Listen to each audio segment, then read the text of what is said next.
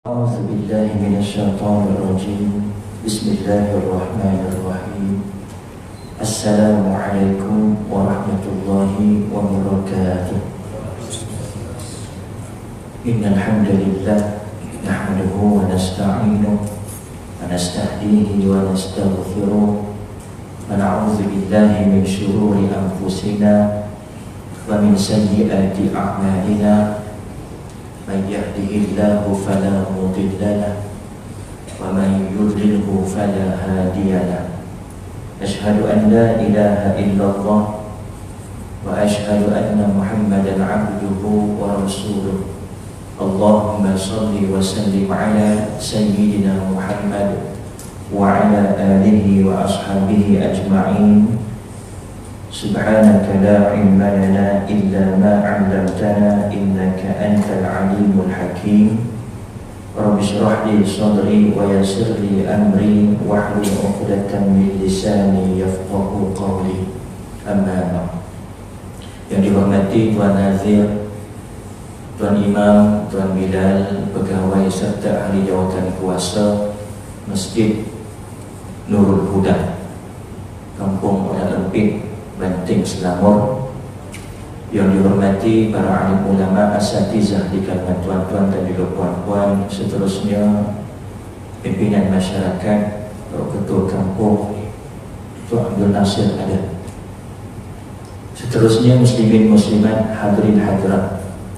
Alhamdulillah, pertama dan selama-lamanya kita merafakkan kesyukuran kehadirat Allah Subhanahu wa Ta'ala atas nikmat iman dan juga Islam, atas izin dan juga rahmatnya dapat kita berkumpul pada malam ini bagi memulakan pengajian berkitab kita dalam kitab Faham Faraid karangan Al-Fadil Ustaz Hilmi Hanis bin Muhammad. Mudah-mudahan perjumpaan kita mendapat rahmat dari Allah Subhanahu wa Ta'ala, sekaligus dapat menambah berat timbang amal kebaikan kita ketika bertemu dengan Allah di padang mahsyar nanti insya-Allah. Muslimin muslimat yang dirahmati Allah, ini perjumpaan kali kedua. Kalau ikutkan awal bulan, Jumaat minggu pertama, tapi kebetulan saya ada urusan rasmi dan terpaksa ditunda pada malam ini. Dan insya-Allah minggu ni juga kita jumpa lagi pada hari Jumaat nanti, Jumaat malam 1 hari bulan 11. Kerana jadual kita pada hari Jumaat minggu yang pertama, minggu yang perjumpaan kali pertama yang lepas, kita belum masuk lagi dalam kitab, hanya mukaddimah, iaitu pendahuluan dahulu berkenaan dengan ilmu faraid, berkenaan dengan isu-isu semasa, berkenaan dengan praktikal proses dan sebagainya.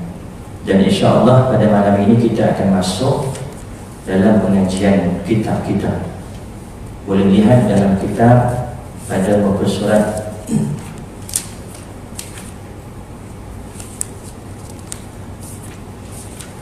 kita ambil prakata dulu, nomor 2 Roman.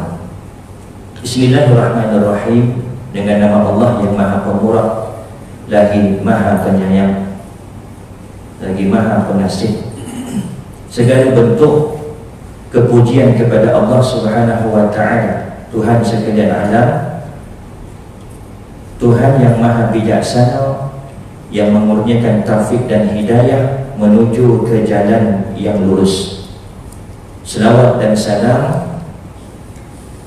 kepada penghulu para anbiya Rasulullah sallallahu alaihi wasallam, pengutus risalah serta membawa rahmat buat semua. Ilmu faraid merupakan salah satu ilmu yang sangat penting bagi umat Islam. Sebahagian besar ilmu ini telah diterangkan oleh Allah Subhanahu wa Ta'ala secara terperinci di dalam surah An-Nisa.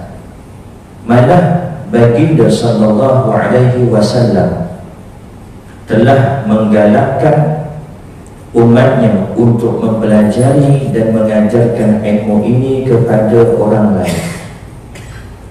Manusia adalah hamba Allah yang sangat lemah. Mereka tidak mempunyai keupayaan untuk mengagihkan harta pusaka dengan seadilnya. Kebijaksanaan yang dikurniakannya adalah terbatas. Setiap ahli waris mempunyai keperluan dan tanggungan yang berbeza-beza. Hanya Allah Subhanahu wa Ta'ala, Tuhan yang maha bijaksana, yang terlebih layak untuk menentukan bahagian-bahagian pusaka buat mereka. Ilmu faraid merupakan salah satu ilmu yang istimewa dan unik, namun masih tidak ramai di kalangan umat Islam yang dapat menguasai ilmu ini. Ini berlaku adalah disebabkan oleh beberapa faktor. Di antaranya ialah kekurangan penyebaran ilmu ini, sama ada dari segi tenaga pengajar dan bahan rujukan. Masyarakat sukar untuk memahami ilmu ini, tahap penguasaan ilmu matematik yang lemah dan sebagainya. Maka bagi membantu masyarakat dalam mempelajari dan menguasai ilmu ini, buku ini ditulis dengan menggunakan bahasa yang mudah untuk difahami dan teknik-teknik pengiraan yang ringkas. Buku ini merupakan buku yang kedua penyusun, iaitu buku lanjutan daripada buku asas, iaitu Fajar Faraid. Buku ini dihasilkan setelah penyusun mengadakan beberapa siri kursus dan bengkel berkaitan ilmu faraid selama beberapa tahun. Terdapat banyak maklumat-maklumat tambahan yang bermanfaat ingin dikongsikan. Selain itu juga, penyusun juga telah mengikuti beberapa pengajian ilmu faraid dalam usaha untuk menguasai ilmu ini. Penyusun juga telah membuat beberapa rujukan daripada kitab-kitab yang mu'tabar, buku-buku tentang harta pusaka dan artikel-artikel berkenaan bidang ini.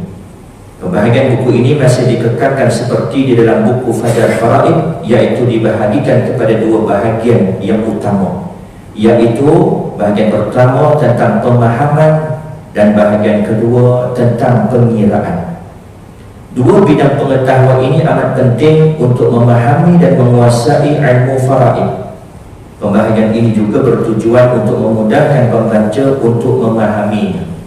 Penyusun amat berharap agar buku kecil ini dapat memberi sedikit sebanyak panduan yang bermanfaat buat umat Islam dalam menghidupkan syariat-syariat Allah Subhanahu wa Ta'ala di atas muka bumi ini. Semoga usaha yang terbaik ini lahir dari niat yang suci ikhlas kerana Allah Subhanahu wa Ta'ala semata-mata. Hanya keredaan Allah Subhanahu wa Ta'ala sebagai matlamat kita di dunia dan di akhirat, bersama kita ke syurga Firdaus tanpa hisab. Amin ya rabbal alamin. Secara ringkas, penulis merupakan pelajar di Universiti Al-Azhar juga, dan kami sama-sama menuntut ilmu faraid, pengkhususan dalam ilmu faraid bersama dengan almarhum Ustaz Jabal Alam Shah di Mesir ketika itu. Dan penulis juga beberapa kali mengikuti pengajian-pengajian bersama dengan guru-guru faraid yang lain, ada yang di Mesir dan ada juga di Malaysia. Dan hasil daripada pengajian beliau, alhamdulillah, maka terbitlah kitab ini yang mana kita akan gunakan silibusnya, dan mudah-mudahan diberikan keizinan Allah dapat kita menghabiskan. Dalam kitab ini terbahagi kepada dua bahagian besar. Pertama, tentang pemahaman, tentang hukum, tentang definisi, tentang rukun, syarat dan sebagainya. Kemudian bahagian kedua nanti berkenaan tentang pengiraan.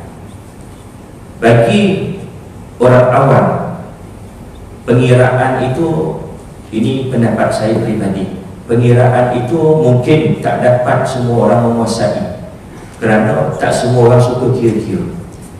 Kalau di sekolah tu ada student yang suka matematik, ada yang memang menyampah betul dalam matematik. Sebab kalau cerita tentang faraid ini, dia tak boleh lari daripada pengiraan. Tapi yang lebih utama adalah bab yang pertama tentang kefahaman. Yang ini yang cukup penting, kerana dengan kefahaman ini dapat menyelamatkan kita daripada termakan harta secara batil, daripada kita memakan harta waris-waris yang lain tanpa kita sedar ataupun dengan kita sedar. Jadi ilmu pemahaman ini adalah ilmu yang cukup penting supaya kita tahu yang mana hak kita, supaya kita tahu siapa dia waris, adakah layak ataupun tidak, dan berapa bahagian mereka bagi setiap ahli waris. InsyaAllah kita masuk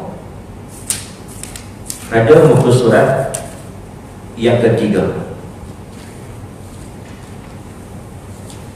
pengenalan. Definisi ilmu faraid dari segi istilah. Ilmu faraid ialah satu ilmu dengan kaedah-kaedah fiqh dan pengiraan. Melalui keduanya dapat mengetahui bahagian harta pusaka bagi setiap ahli waris yang berhak. Perkataan faraidun diambil daripada kalimah bahasa Arab. Ia merupakan kata jamak, iaitu kata nama berbilang daripada perkataan faridatun. Terdapat di dalam Al-Quran pada ayat yang ke-11 dalam surah An-Nisa, iaitu a'udzubillahi minasyaitonir rajim, faridatan minallah. Ini adalah ketetapan, yakni kewajiban dari Allah Subhanahu wa taala. Kalau tuan-tuan lihat dalam Quran surah An-Nisa ayat yang ke-11, Allah Subhanahu wa taala menerangkan, memerintahkan tentang pembahagian pusaka bagi anak-anak dan juga kedua ibu bapa. Di akhir ayat tersebut Allah Subhanahu wa taala berfirman faridatan minallah, yang bermaksud ini adalah ketetapan, yakni kewajiban dari Allah Subhanahu wa taala. Nama ilmu faraid datang daripada ayat ini, yaitu ayat yang ke-11 surah An-Nisa. Perkataan faraid bermaksud berikan bahagian warisan yang ditentukan pada dasarnya, iaitu fardun. Makna fardun dapat dibahagikan kepada dua, iaitu makna fardun dari segi bahasa yang ada dalam Quran ada 5 maksud. Pertama, dalam surah Al-Baqarah ayat 237 Allah Subhanahu wa taala berfirman fanisfu ma faradtum, yang bermaksud maka mereka berhak mendapat separuh dari mas kahwin yang telah kamu tetapkan itu. Yang mana di sini maksud fardun itu adalah ketetapan. Ini makna yang pertama dalam Al-Quran. Makna yang kedua, fardun adalah bahagian, seperti mana firman Allah Subhanahu wa taala dalam surah An-Nisa ayat yang ke-7, nasiban mafruḍa. Ayatnya tak panjang, bermula lirrijali nasibun mimma tarakal walidani wal aqrabun walin nisa'i nasibun mimma tarakal walidani wal aqrabun mimma qalla minhu aw kathur nasiban mafruḍa. Allah terangkan bagi lelaki ada bahagian pusaka daripada peninggalan ibu bapa dan kerabatnya, dan bagi wanita juga ada bahagian pusaka dari peninggalan ibu bapa dan kerabatnya, sama ada sedikit atau banyak. Nasiban mafruḍa, iaitu bahagian yang telah ditetapkan. Mafruḍa di sini juga memberi maksud bahagian yang telah diwajibkan, yakni telah ditetapkan oleh Allah Subhanahu wa taala. Dalam ayat yang ke-7 ini Allah Subhanahu wa taala menegaskan bahawasanya bagi wanita juga ada bahagian. Kenapa? Kerana sebelum datangnya Islam, datangnya ayat-ayat faraid ini, cara pembahagian pusaka orang jahiliyah, iaitu dengan cara hanya lelaki dewasa sahaja yang boleh mewarisi pusaka. Adapun di kalangan keluarga wanita, sama ada kecil atau dewasa, ataupun kanak-kanak, sama ada lelaki ataupun perempuan, mereka ternafi langsung, tak dapat apa-apa. Maka turun ayat ini dan ayat yang ke-11 menceritakan tentang pembahagian pusaka yang mana ada hak bagi wanita. Dan Islam ini antara salah satu keistimewaan adalah menaikkan martabat wanita, yang mana dulu sebelum datangnya Islam, martabat wanita dari sudut mempusakai warisan itu ternafi. Maka datang Islam untuk menaikkan darjat wanita. Ada juga bahagian daripada kalangan wanita. Makna yang ketiga, fardun adalah kewajipan. Berdasarkan surah At-Tahrim ayat yang kedua, a'udzubillahi minasyaitonir rajim, qad faradallahu lakum tahillata aymanikum. Sesungguhnya Allah Subhanahu wa taala telah mewajibkan kepada kamu membebaskan diri daripada sumpahnya. Fardun di sini memberi maksud kewajipan. Makna yang keempat, fardun adalah menurunkan. Seperti mana firman Allah Subhanahu wa taala dalam surah Al-Qasas ayat 85. Innal ladzi farada 'alaikal qur'ana la radduka ila ma'ad. Sesungguhnya Allah Ta'ala telah menurunkan Al-Quran kepada kamu, yakni Nabi Muhammad sallallahu alaihi wasallam, sudah tentu akan menyampaikan engkau lagi kepada apa yang engkau ingini dan cintai. Makna yang keempat di sini adalah menurunkan. Daripada kata sama juga fardun, tetapi makna yang berbeza-beza. Dan makna yang kelima adalah halal. Seperti mana firman Allah Subhanahu wa taala dalam surah Al-Ahzab ayat yang ke-38. Ma kana 'alan nabiyyi min harajin fima faradallahu lahu. Tidaklah ada sebarang keberatan yang ditanggung oleh Nabi sallallahu alaihi wasallam dalam melaksanakan perkara yang telah dihalalkan oleh Allah baginya. Jadi ini 5 antara makna dari segi bahasa perkataan fardun tadi. Manakala makna fardun dari segi istilah pula, ialah bahagian yang ditentukan oleh syarak kepada ahli waris. Bahagian apa? Bahagian faraid, bahagian pusaka, bahagian pewarisan, bahagian apa lagi? Kalau belah-belah pantai timur sebut tirkah, tarikah ni bahasa Arab, iaitu pusaka. Bila sebut pusaka, makna harta milik orang mati. Kalau orang tu masih hidup, kita tak panggil pusaka. Bila sebut pusaka, maknanya harta bagi orang yang dah meninggal dunia. Ilmu ini juga dikenali sebagai ilmu mawaris, iaitu ilmu pewarisan dan ilmu tarikat, iaitu ilmu harta pusaka. Perkataan mawarithun merupakan kata jamak, yakni kata nama berbilang daripada perkataan mirasun. Dan antara nama-nama lain selain faraid juga dikenali sebagai ilmu miras, ilmu pusaka, ilmu pembahagian pusaka. Dari sudut bahasa, perkataan miras mempunyai 2 makna, iaitu al-baqa'u, kekal. Salah satu nama Allah Subhanahu wa taala al-warithu, iaitu yang kekal. Dan yang kedua, perpindahan. Perpindahan sesuatu daripada seseorang kepada yang lain, al-intiqal. Peranan ilmu faraid ini telah juga sikit sebab definisi ini. Peranan ilmu faraid terdapat 6 peranan ilmu faraid yang utama. Bila sebut utama, maknanya ada banyak lagi peranan sebenarnya.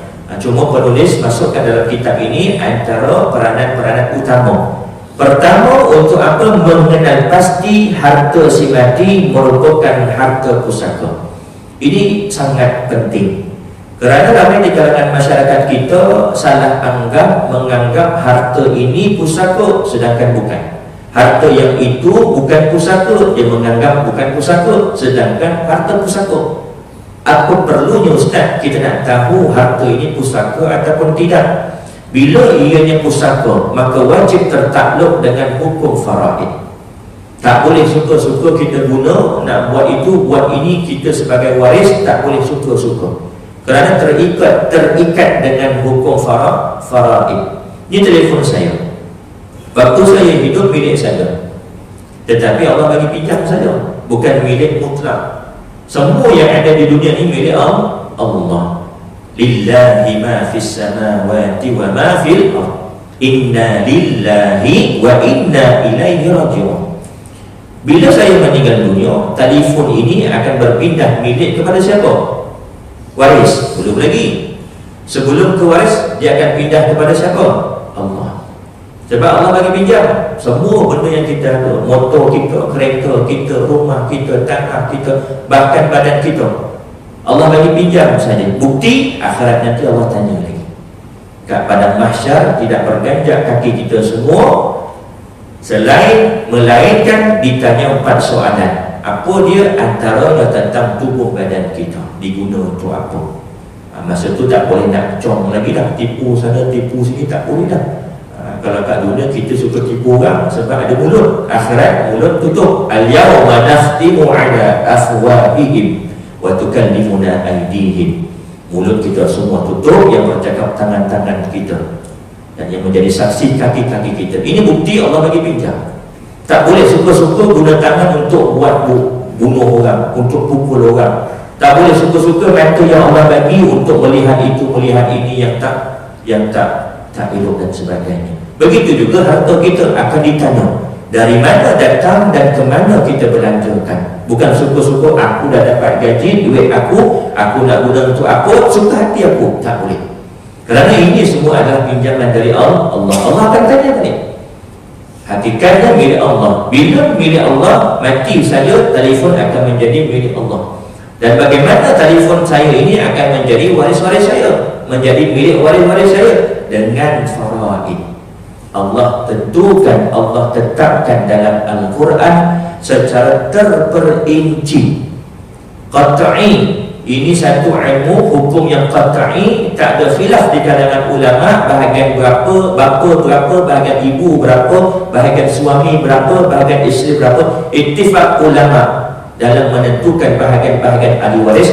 Kerana dalam Quran Allah menceritakan secara terperinci. Dalam surah An-Nisa ayat yang ke-11 untuk anak-anak dan kedua ibu bapa. Dalam surah An-Nisa ayat yang ke-12 untuk suami isteri dan juga adik-beradik seibu. Dalam surah An-Nisa juga ayat 176 untuk adik-beradik seibu sebapa dan juga adik-beradik sebapa. Terperinci. Kalau anak seorang lelaki, seorang perempuan dapat berapa? 1/2. Kalau anak perempuan 2 orang dapat berapa? 2/3. Kalau anak ada lelaki perempuan dapat berapa? Lizakari mithlu hazzil unsayyin. Jelas sejelas-jelasnya.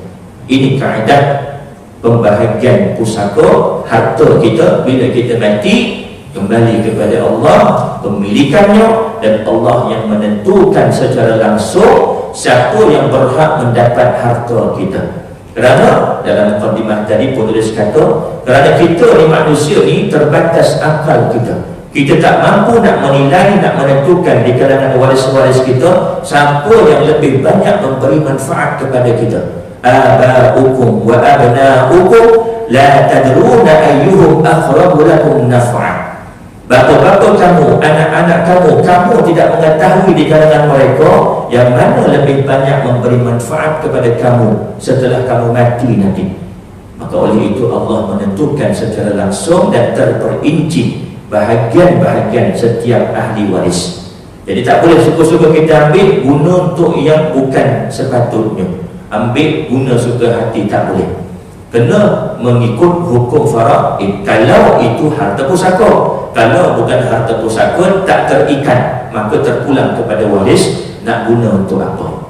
Biasa yang salah faham duit daripada khairat kematian, ataupun duit orang datang layan. Jawa kata layan, betul ya? Saya baca ibu Joni juga bisa ngomong sidik-sidik orang kabel lah. Layan ni maknanya apa? Ada kematian, jemaah atau ahli karya datang untuk ziarah. Kadang setengah tempat diletakkan bekas. Macam di tempat saya di Sekincang, sekarang masih lagi diamalkan, letak besin, letak beras dalam besin. Jadi orang datang, masukkan duit, dalam beras. letak dalam beras. Apa tujuan Allah Alam. Mungkin salah satu sebab tak nak bagi duit itu terbang. Kalau pelan-pelan berbang angin kuat, jadi mungkin takut angin duit itu terbang. Atau tak nak bagi nampak duit itu berapa kita bagi. Ini uang beras. Kan kata RM1 nanti kan malu pula kan. Setengah tempat dia letak tabung, setengah tempat macam-macam cara. QR code pun dah ada sekarang. Nak infak, nak sedekah, duit tadi bukan pusaka simati. Kerana apa? Kerana dia ada selepas kematian. Jadi duit ini akan menjadi milik siapa? Milik waris, milik orang rumah ataupun pasangan semati, anak-anak semati. Boleh tak nak guna untuk buat majlis tahlil arwah? Silakan.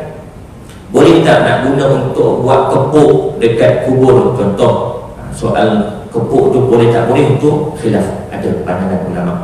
Selagi mana bukan bangunan yang kekal. Boleh tak guna duit tu? Boleh. Sebab apa? Sebab benda tu bukan pusaka. Duit tadi bukan pusaka. Tapi kalau duit pusaka, harta pusaka, tak boleh semena-menanya waris-waris nak guna. Kita ambil duit ni, kita bagi upah dekat orang baca Quran, supaya pahala bacaan Quran sampai kepada arwah. Kita ambil duit ni, kita bagi satu hati dekat orang datang sembahyang jenazah. Setengah-tengah tempat masih ada lagi amal. Dia bagi jemputan dalam sampul. Tengah hari lepas zuhur kita ada solat jenazah, arwah sekian-sekian, dia bagi sampul. Kira macam satu hati kepada orang datang untuk solat jenazah. Itu bukan kewajipan. Bila bukan kewajipan, tak boleh guna harta pusaka untuk kita gunakan perkara tersebut. Tapi kalau duit selain pusaka nak gunakan, silakan. Nak jamu orang ke, nak buat jamuan untuk majlis tahlil dan sebagainya, silakan. Tapi bila pusaka, kena mengikut apa yang ditetapkan oleh syarak. Yang kedua, peranan ilmu faraid memastikan perkara-perkara yang wajib ditunaikan sebelum pembahagian pusaka. Jangan kita ingat bila berlaku kematian dalam kepala kita sebagai waris, pusaka, harta, tak, belum lagi. Pusaka faraid ini step yang kelima, last sekali. Apa dia perkara yang mesti dilakukan? Al-huququ al-muta'alliqah bitirkah. Perkara-perkara yang wajib dilakukan oleh waris-waris ke atas harta pusaka.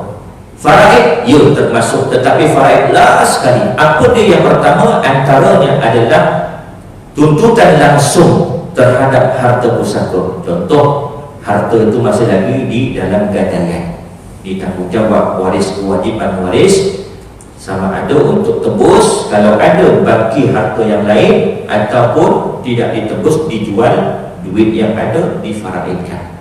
Ataupun ada waris lain yang mendahulukan duit untuk tebus emas yang di dalam gadaian tadi, contoh, dapat keluarkan nilaikan berapa, tolak duit waris yang guna tadi, bakinya itu difaraidkan.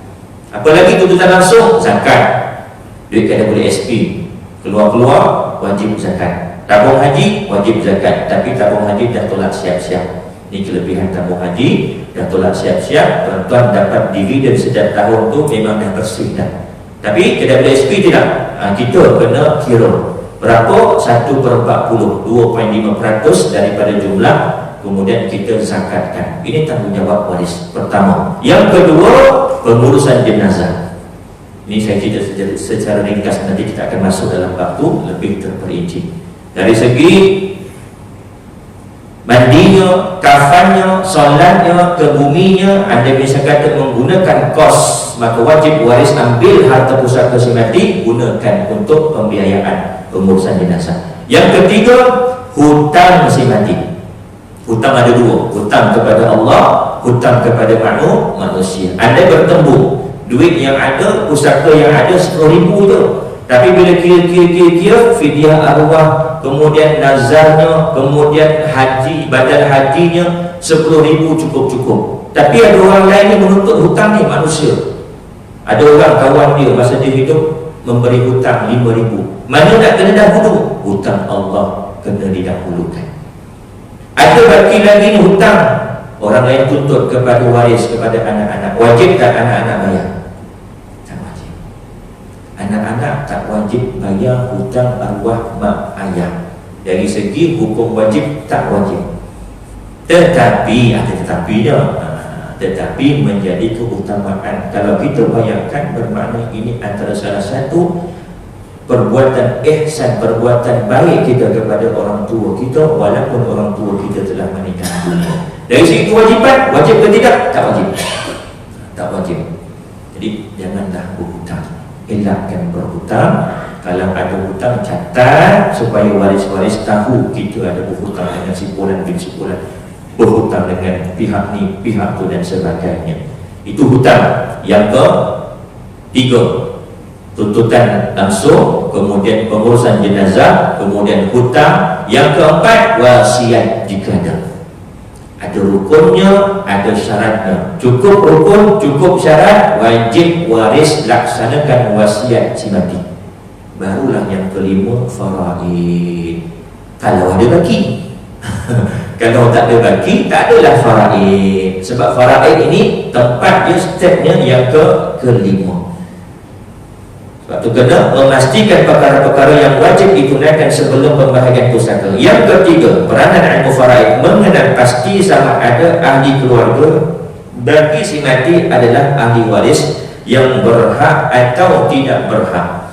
Kalau kita lihat waris-waris faraid, ada 25 orang, 15 di kalangan lelaki dan juga 10 di kalangan perempuan. Ini waris faraid. Ada 25 orang. Yang warna biru ni lelaki, yang warna merah ni saya buat perempuan. Tetapi kalau berlaku kematian si mati ni si mati ni meninggal dunia, tak semua dapat. Bukan ke-25 orang ni dapat. Jadi macam mana kita nak tentukan siapa yang berhak dapat, siapa yang tak berhak dapat? Dan kita bagi kepada anak lelaki, adik-beradik pula cakap, aku pun waris juga, kenapa aku tak dapat? Ini peranan ilmu faraid untuk menentukan di kalangan ahli-ahli waris siapa yang berhak dan siapa yang tidak berhak. Sebelum tu kita kena kenali dulu siapa dia ahli waris, siapa dia bukan ahli waris. Kadang-kadang yang bukan ahli waris ni bila buat perbincangan, dia pula yang lebih sulu dari kuah. Eloknya jangan masuk campur lah. Ini terutama ipar-ipar, siapa lagi menantu. Kalau kita bukan waris kepada si mati, kalau di kalangan waris-waris tengah berbincang, jangan masuk campur. Biar mereka uruskan. Jadi kadang-kadang yang luar ni yang lebih sulu dari kuah. Dia pula lebih. Suaminya kata tak apalah, bahagian dia bagilah dekat kakak dia bukan orang senang, ibu tunggal. Dapat pula tahu bini dia, bang, jangan bang, ambil bang itu hak abang tu. Dia pula yang lebih. Elok jangan masuk campur. Biar waris sahaja yang tentukan, yang buat. Nak sama ada nak bahagi ikut faraid ke, ataupun nak sama rata ke, ataupun tak nak ke, semuanya ini dalam bab takharuj nanti kita akan masuk. Dalam faraid ada tak bahagi sama rata? Ada. Cuma bahagi sama rata dalam faraid ada syarat-syaratnya. Kebanyakan masyarakat kita bahagi sama rata tak ikut syarat faraid. Saya tanya dengan Syekh Ustaz Harun Nizam bin Mat Husin, senior saya waktu di Mesir, guru saya juga, dan beliau sering memberikan kelas-kelas pengajian, dan beliau antara salah seorang orang Melayu yang diiktiraf diberi kebenaran mengajar di Masjid Al-Azhar di Kahirah. 2 orang, dia dan sahabatnya Ustaz Nasrul Abdul Nasir di Kedah. Kalau tuan-tuan lihat di TV Hijrah ada masuk dia, Ustaz Nasrul Nasir. Sekarang menjadi guru di pondok, dia buka pesantren Zawiyah di Kedah. 2 orang ni sepanjang saya berada di Mesir, 10 tahun saya di Mesir, 2006 sehingga 2016. Sebelum saya sampai, dua-dua ni dah ada. Masa saya balik, dua-dua ni masih ada di Mesir. Maknanya apa? Mereka memang betul-betul mengaji. Memang orang yang berilmu. Saya tanya dengan Ustaz Al-Nisa, Ustaz, nak tanya tentang faraid. Kalau misal kata ibu kita, ayah kita, ibu lah biasa. Sebab ayah ni biasa didapat ikut bahagian. Ibu ni biasa, perempuan ni biasa, bila sama rata bahagiannya sepatutnya sedikit, tetapi menjadi banyak. Kalau lelaki tak kisahlah, asal banyak jadi sikit bila sama rata. contoh ada seorang lelaki, seorang perempuan. Ada harta pusaka contoh 6,000. Sepatutnya lelaki 2 bahagian, perempuan 1 bahagian. Lelaki dapat 4,000, perempuan 2,000. Tetapi bila sama rata 3,000, 3,000. Jadi lelaki ni biasa tak ada masalah yang perempuan ni, kerana dia dah mengambil hak waris yang lain. Saya tanya dengan Syekh Al-Nizam, kalaulah ibu kita dapat pusaka dulu semasa kematian nenek ataupun atuk kita, mereka tidak mengikut hukum faraid, terus bahagi sama rata. Dia ada syarat-syarat dia. Syaratnya kena akil baligh, kena tahu dan faham bahagian faraid dulu, kemudian baru boleh untuk dia melepaskan hak, kena reta. Tak ikut syarat-syarat ni, bagaimana kita yang mendapat pusaka daripada harta pusaka mak kita ni pula? Mak dapat pusaka dari atuk dengan cara tak ikut faraid, dengan cara sama rata tak ikut syariah. Dapat pula kat kita, kita pula yang mewarisi harta tersebut, tanah tersebut. Bagaimana tindakan, apa yang patut kita buat? Dia tanya macam-macam. Lama dia diam dalam telefon masa tu. Dia pernah tanya dengan guru dia, Syekh Said Saltut, antara salah seorang ahli jawatan kuasa Darul Iftah. Darul Iftah ni satu jabatan mufti satu Mesir. Kalau kita di Malaysia, jabatan mufti negeri Selangor, jabatan mufti negeri Pahang. Tapi Darul Iftah ni satu Mesir. Kita semenanjung dia sama dengan penduduk dengan Kahirah saja. Nak kata ramainya penduduk Mesir, Darul Iftah ni dia cover satu Mesir. Ahli jawatan kuasa Syekh Said Saltut. Kata Syekh, kalau kita tahu harta yang kita warisi itu daripada pusaka yang ibu kita dapat tidak mengikut syariah, dalam arti kata lain, ada hak waris-waris yang lain yang kita dapat hari ini, wajib kita pulangkan kepada waris-waris yang lain. Azan, kita beri natuan azan dulu, kemudian kita sambung sedikit insyaAllah.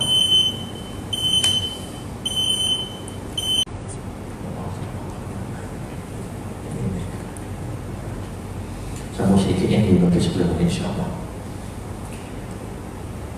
Sampai mana tadi? Kalau kita tahu, ini isu kalau kita tahu harta yang mak kita dapat terlebih daripada yang sepatutnya dan tidak mengikut syarat-syarat untuk takharuj, iaitu sama rata, maka wajib untuk kita bagi balik, pulangkan kepada waris-waris di kalangan adik-beradik mak kita tadi. Kalau dah meninggal, waris-waris ni pula wajib kena bagi, ataupun maklumkan kepada mereka sepatutnya arwah pakcik abang kepada mak dapat banyak, dapat lebih, tapi disebabkan dulu mak dan juga pakcik dan juga adik-beradik yang lain bahagi sama rata, jadi bahagian mak ni terlebih daripada yang sepatutnya. Jadi saya sebagai waris daripada harta mak ni, tanah ni tadi, nak tanya dengan pakcik-pakcik, pakcik-pakcik ni sepatutnya dapat lebih, tapi sebabkan dulu sama rata, tak ikut faraid, tak ikut syarat yang dibenarkan untuk sama rata, pakcik redha ke tidak? Kalau dia kata redha, alhamdulillah, selesai urusan kita.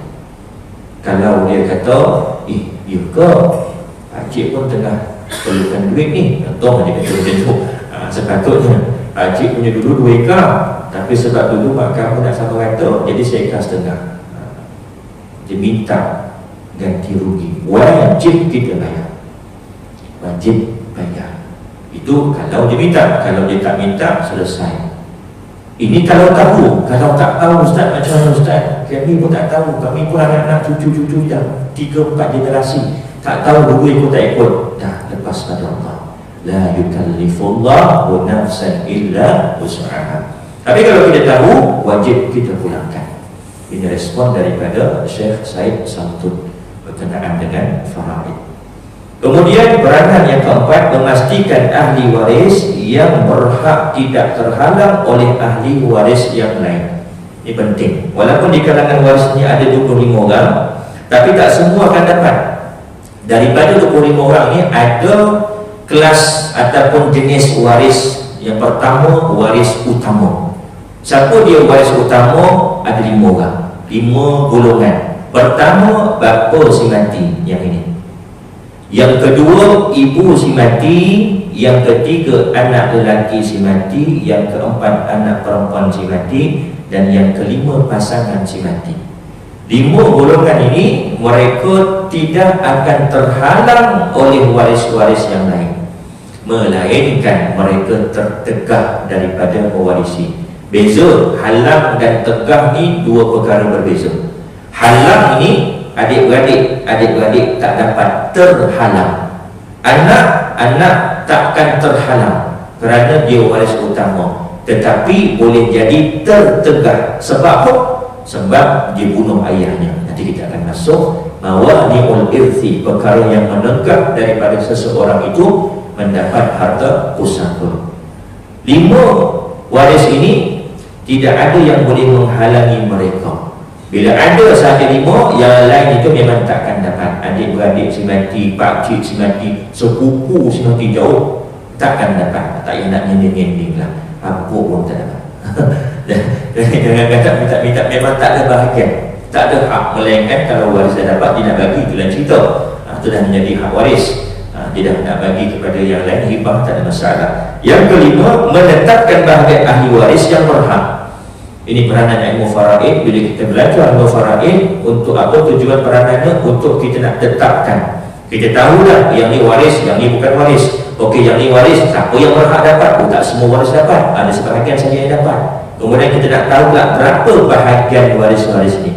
Ayah 1/6, ibu 1/6, isteri 1/8, anak lelaki, anak perempuan dapat asobah. Asobah binafsi, nisbah 2 lelaki 1 perempuan. Ini peranan ilmu faraid. Dan yang keenam, menghitung bahagian melalui kaedah-kaedah pengiraan untuk menentukan bahagian bagi setiap ahli waris yang berhak. Kita dah tahu dah mana waris, mana bukan. Kita dah tahu dah siapa yang dapat. Kita dah kirakan dah bahagian-bahagian mereka 1/6, 1/6, 1/8 asobah. Tapi nak menghitung tu, ini antara peranan faraid. Betul dapat berapa? 1/6. Tapi tahu tak berapa jumlahnya? Duitnya berapa? Tak tahu. Ini antara peranan faraid. Ada pernah satu ketika seorang wanita dan ahli bos saya, bahagiannya sikit 1/8. Dia ni anak perempuan. Dia cakap, Ustaz, boleh tak kalau saya tak nak bahagian saya nak bagi dekat waris yang lain? Sebab setahu saya faraid ini wajib. Dia wajib tahu dan faham, bukan wajib terima. Terima tak wajib. Kalau kita dapat, kita punya bahagian faraid, kita nak bagi ke orang lain, itu lebih afdal. Lebih-lebih lagi, yang kita nak bagi itu waris yang memang betul-betul perlukan. Anak si mati, kita sebagai abang kepada si mati ada anak perempuan masih kecil. Bahagian kita ni ada sedikit jumlah duit, kita nak bagi dekat anak perempuan si mati, boleh, itu lebih bagus. Dan ini antara roh faraid. Bukan kita nak menegakkan ini hak aku mesti ambil. Tak. Cuma yang dikatakan wajib pelaksanaan itu, wajib tahu dan faham. Bila dia datang, dia kata bahagian saya 1/8 dia, Ustaz. Tak apalah, sikit je saya nak bagi dekat adik saya yang bongsu. Puan betul tahu bahagian saya 1/8. Faham tak 1/8 itu berapa? Tak faham. Berapa harta pusaka si mati? Dia pun tak tahu berapa harta pusaka si mati. Bila kira jumlah keseluruhan, ada tanah, ada rumah, ada kereta. Tanah banyak. Orang dulu banyak tanah kan. Bila dinilaikan 8 juta, bahagian puan 1 juta ni betul nak bagi adik? Dia diam. Nanti dulu Ustaz. Dia menganggap 1/8 tu, 1 tu macam sikit. Jadi ini antara syarat takharus, kena tahu dan faham untuk dia nak bertakharus, untuk dia nak melepaskan hak dia, nak bagi ke orang lain ataupun nak bagi sama rata. Ini pun sama juga, sama rata. Orang dulu-dulu biasa bagi sama rata. Malam ni masuk ngaji faraid, baru tahu bahagian aku rupanya bahagian dapat lebih lelaki. Dulu 10 tahun bahagi faraid sama rata, dapat seekar tanah. Malam ni datang mengaji, tahu bahagian dia 2:1 dengan perempuan. Bila kira-kira dapat 2 ekar, menyesal dulu ikut faraid. Menyesal dulu ikut sama rata. Ini antara syarat-syarat untuk bertaharus. Kena tahu dan faham, kena redha untuk melepaskan hak dia. Siapa yang nak kena redha? Yang asal banyak jadi sedikit. Jangan tanya yang sikit jadi banyak, itu memang dia nak. Yang daripada waris dapat sikit sama rata jadi banyak, itu jangan cakap, itu memang dia nak. Ini yang asalnya banyak menjadi sedikit, kena ada keizinan, keredaan daripada dia, barulah sah untuk bertakharus. Kalau dia pun tak tahu berapa bahagian dia ikut faraid, tiba-tiba nak sama rata, tak sah. Kena tahu dan faham baru timbul. Tuan-tuan nak berinfak ke masjid, nak sedekah ke masjid, bawa satu beg penuh duit ada 100,000, nak infak ke masjid, jumpa imam, imam kata haji nak infak berapa, tak tahu lagi lah imam, tapi ada duit ni 100,000 ni, haji nak infak berapa, betul tak nak infak, betul, berapa nak infak, tak tahu lah imam. Saya ambil 50,000 boleh untuk infak ke masjid, nanti tu banyak sangat tu, habis tu berapa haji nak infak ni, tak tahu lah imam. Gampang dia sikit. Jadi tak nak infak kalau tak tahu berapa jumlah, tak jadi. Dia kena tahu, okey saya ada 100,000, yang ni 10,000, saya dah niatkan nak bagi ke masjid Nurul Huda, selesai. Ada kawan, ada terima, ada ijab kabul. Tapi dia pun tak tahu nak infak berapa, jadi tak infak, takkan jadi. Walaupun dia dah bawa duit ni, imam tu nak ambil semua, dimarahnya banyak sangat imam, ambil separuh lah boleh ni, banyak sangat tu 20,000, habis nak bagi berapa, tak tahu. Saya nak infak ni, sungguh saya nak infak, tapi tak tahu berapa jumlah, tak jadi. Ini maksud yang dikatakan tahu dan faham bahagian masing-masing, barulah timbul keredaan untuk melepaskan hak. Takharus ini maknanya apa? Melepaskan hak. Sama ada melepaskan hak itu dengan imbalan atau tanpa imbalan. Contoh, ada seekar tanah, ada seekar tanah, anak semati 2 orang, seorang lelaki, seorang lelaki, 2 orang lelaki. Sepatutnya tanah A 1/2 anak pertama, 1/2 anak kedua. Sepatutnya tanah B anak pertama 1/2, anak kedua 1/2. Ini faraid. Setiap harta, telefon 1/2 anak pertama, 1/2 anak kedua. Apa lagi? Kereta 1/2 anak pertama, 1/2 anak kedua. Itu faraid. Tetapi 2 orang adik-beradik nak bertakharus. Abang cakap dengan adik, "Dek, tanah yang A ni letak nama abang je lah, nanti dekat tanah B letak nama kamu." Ini namanya takharus, melepaskan hak dengan imbalan. Maksudnya apa? Dia tak nak bahagian B, tapi bahagian A ni bagi dia semua. Adik pun kata, okey lah bang, setuju lah bang, harga pun sama lebih kurangnya 100,000, keluar sama-sama, seekar-seekar, sah, sebab tahu dan faham. Kalau misal kata dia tak tahu, yang dikatakan apa tadi, Allahumma shalli ala sayyidina Muhammad, melepaskan hak tanpa imbalan. Abang ni memang ditakdirkan Allah rezekinya banyak, dan dia pun memang ada kerja yang bagus, dah ada tanah banyak, dah ada kenderaan mewah, ada rumah besar. Adik dia ni memang orang yang susah. Jadi dia cakap dengan adik, "Dik, walaupun dekat tanah ni ada bahagian abang, tapi abang bagi semua dekat kamu. Abang tak apa, tak payah pun tak apa." Ini namanya takharus juga, melepaskan hak tanpa imbalan. Atau tanah tu sikit je, tapi waris yang terlibat ramai. Jadi bila bincang-bincang, kita letak satu nama je lah. Sebab tanah pun kecil je, 10 ekar je, kita waris ada 20 orang contoh. Takkan nak masuk nama 20 nama dekat 10 ekar tu, apa fungsinya tanah yang kita dapat nanti. Jadi letak satu nama. Tapi yang lain kata boleh letak satu nama, kena nilaikan berapa, bagi kami duit nilainya berapa. Itu melepaskan hak juga, melepaskan tanah tadi kepada satu nama dengan imbalan. Itu makna takharus. Dan insyaAllah akan datang dalam tajuk tujuan ilmu faraid. Kita akan sambung pada hari Jumaat ni. Ada ke soalan? Ataupun kita kumpul soalan Jumaat nanti je? Ada satu. Macam si mati ni ada di rumah, di rumah, tapi dia ada tanggungan insurans lah, insurans yang kata cover untuk rumah tu. Dia dah meninggal, adakah patut waris bayar hutang rumah itu? Okey, rumah tanah biasanya kalau kita buat pembiayaan dengan pihak bank wajibkan untuk kita ambil takaful atau insurans yang Islami. Kita kena pilih yang Islami. Kalau misalnya kita mati dalam tempoh masih berbaki pembiayaan tadi, syarikat takaful akan cover. Bila cover, harta tadi, rumah dan tanah tadi menjadi milik kita dan menjadi pusaka. Kalau bisa kata biasa kenderaan lah, kenderaan tak wajib ambil auto life ataupun takaful, dia pilihan.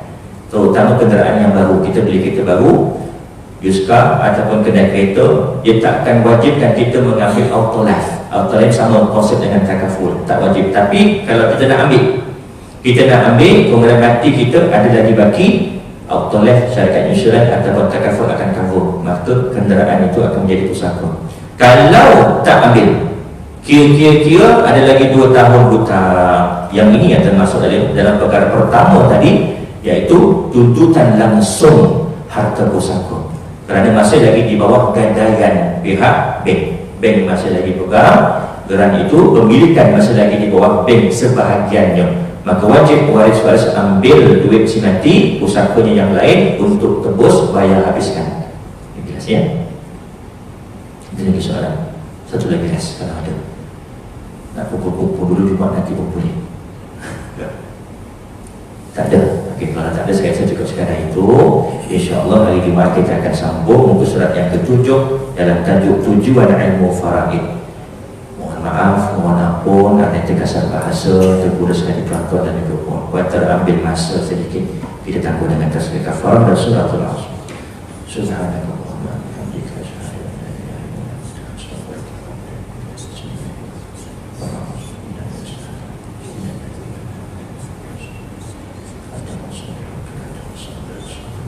Bismillahirrahmanirrahim. Alhamdulillahi alamin. Wassalatu wassalamu ala asyrafil anbiya'i wal mursalin wa ala alihi wa sahbihi ajma'in. Allahumma faqihna fid din wa 'allimna at-ta'wil wa hdina siratal mustaqim, siratal ladzina an'amta 'alaihim minan nabiyyin was-siddiqin wasyuhada'i was-shalihin. Allahumma arina al-haqqa haqqan warzuqna ittiba'ah wa arina al-batila batila warzuqna ijtinabah. Allahumma inna na'udzubika min 'ilmin la yanfa' wa min qalbin la yakhsha wa min nafsin la yashba' wa min da'watin la yustajabu laha. Rabbana atina fid dunya hasanah wa fil akhirati hasanah wa qina 'adzaban nar. Wa sallallahu ala sayyidina Muhammad wa ala alihi wa sahbihi wa baraka wa sallam. Walhamdulillahi rabbil alamin. Assalamualaikum warahmatullahi wabarakatuh.